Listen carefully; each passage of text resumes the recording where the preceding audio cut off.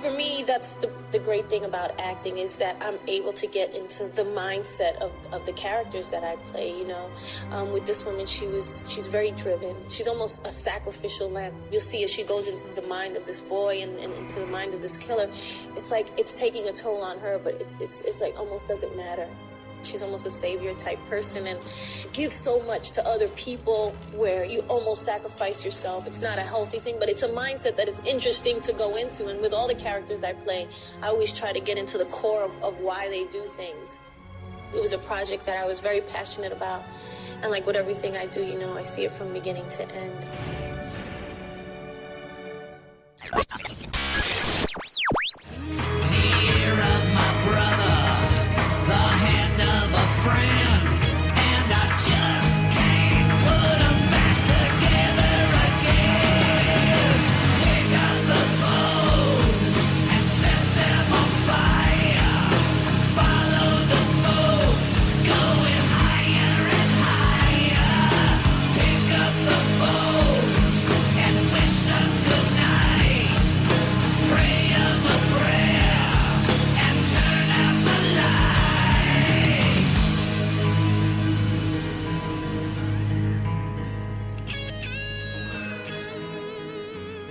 Happy Thanksgiving. In another bizarre coincidence, on Show 3, Think About the Future, which aired November 6th, I played a little clip at the end of J-Lo saying, "Turkey time, gobble gobble," having no idea that 16 days later, I was going to have a special of her on Thanksgiving week. Weird. Must have been in my subconscious. Well, it's finally fitting time to hear that little clip. So, go ahead, J-Lo.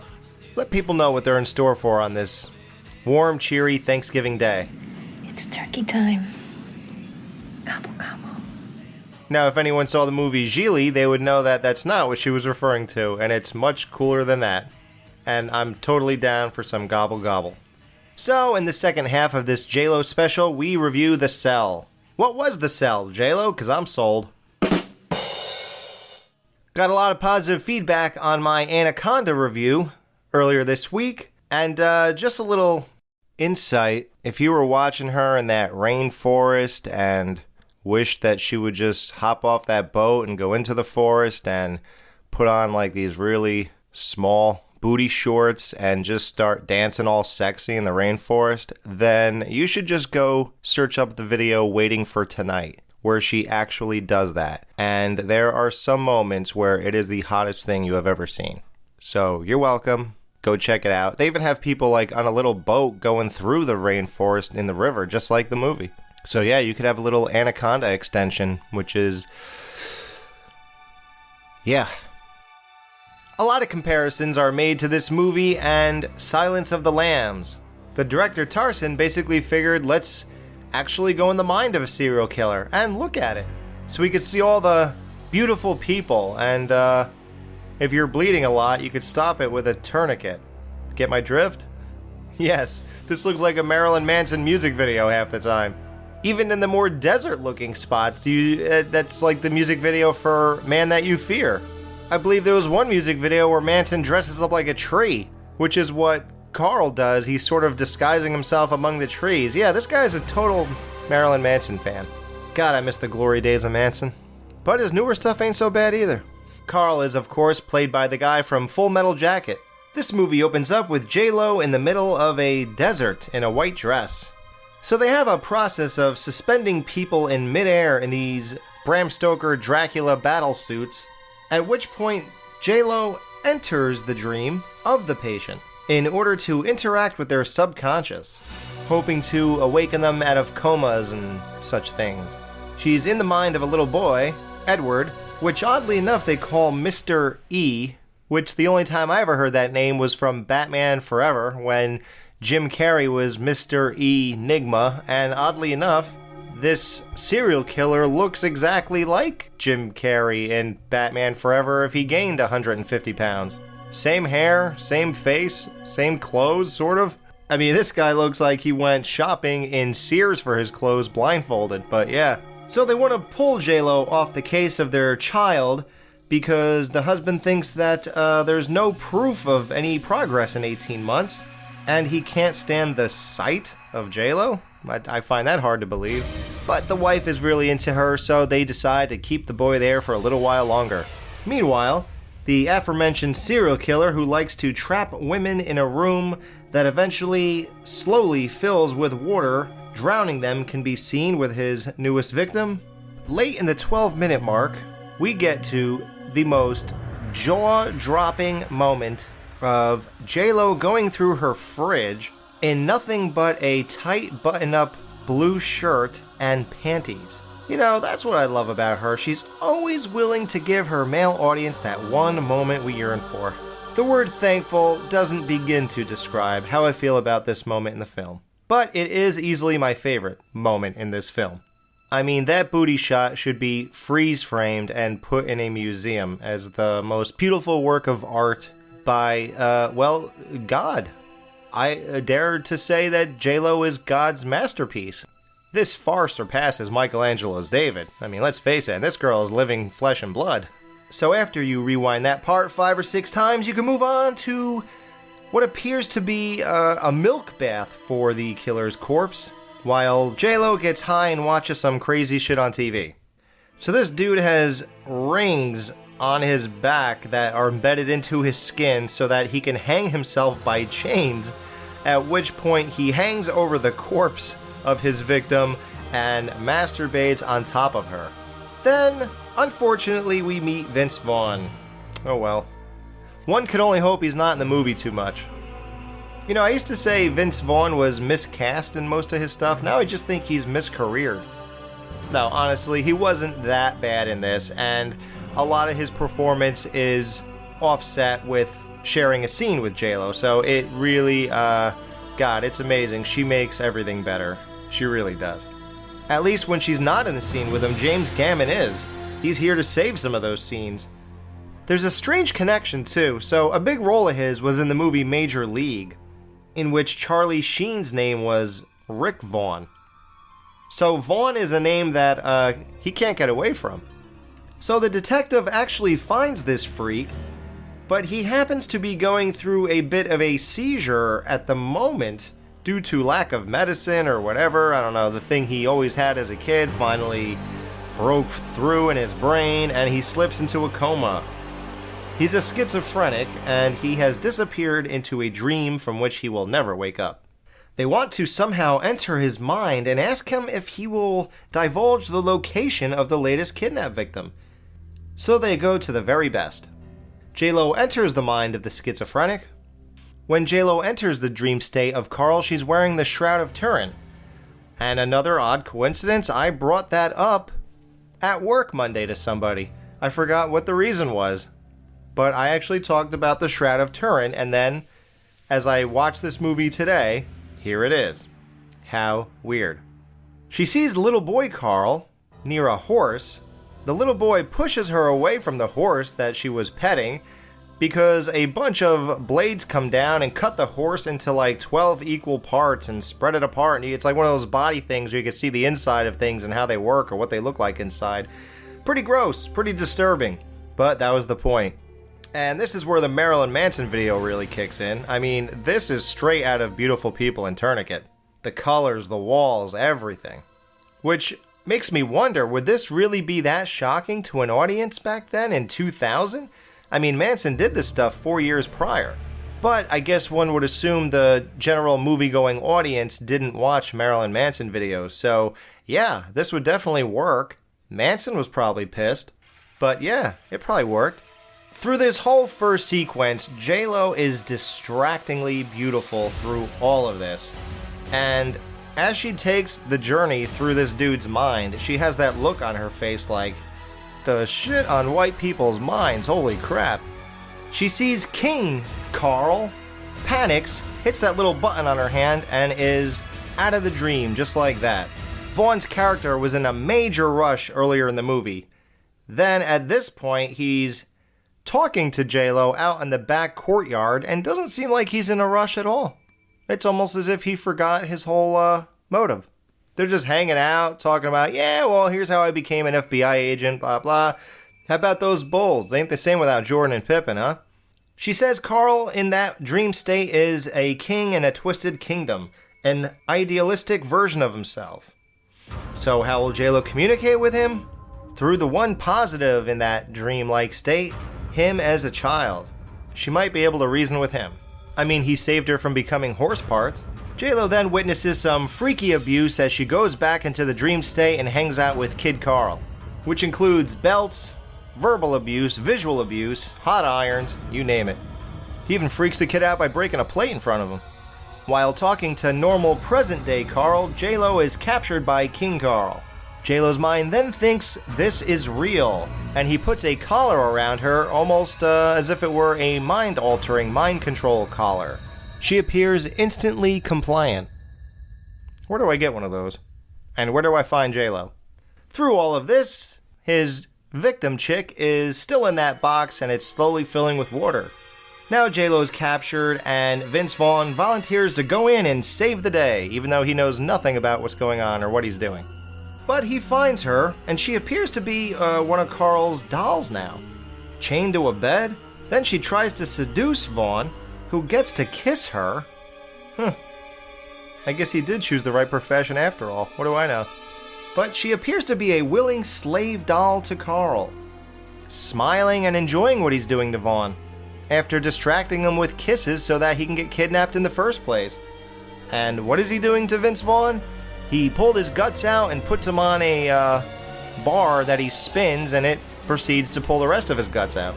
Until Vaughn reminds JLo of, I don't know, I couldn't understand it, something about her mom or dad being in a car accident and they were in a coma before they died, I don't know. But it brings a tear to JLo's eye and she snaps out of her slave-like state. She walks up behind King Carl and rams a spike through him. And she was making some freaky looking faces during this scene. I mean, it was really perfect. Her eyes, her face, her smile, everything was spot on and creepy AF. And as soon as she's done being creepy, she is insanely, distractingly beautiful again. And I have to keep reminding myself that this is a movie I'm supposed to be lost in, and I have to stop oogling at the girl who they're doing close-ups of the entire time. And let me just say, this is what she really looks like. Not like Anaconda, where it was uglying her up so she could fit in with the rest of these people. They don't want her to fit in. This guy is obsessed with beautiful women and turning them into dolls, and she looks like that 24/7. Her eyebrows are on her face, her clothes go with her skin tone. Everything about this is back to normal, unlike Anaconda. I will say a lot of these dream transitions, though, like when Vince Vaughn was going into the dream state, it looked like Jon Voight when he was being swallowed by the Anaconda, and you saw that angle of him going into the Anaconda's mouth. It kind of looked like that when Vaughn was going into the dreams. That was weird.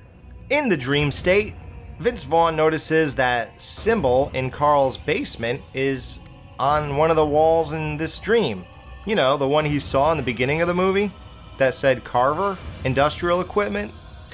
I mean, they sit there and analyze and figure out everything about a dog hair, who sold the dog, what kind of car the guy had, this, that, the other thing, but they don't think of the bizarre equipment that you only see in this guy's house and nowhere else. They don't think, let's see where he got that. It might trace us back to somewhere, maybe where he worked or something, and maybe the girls are there.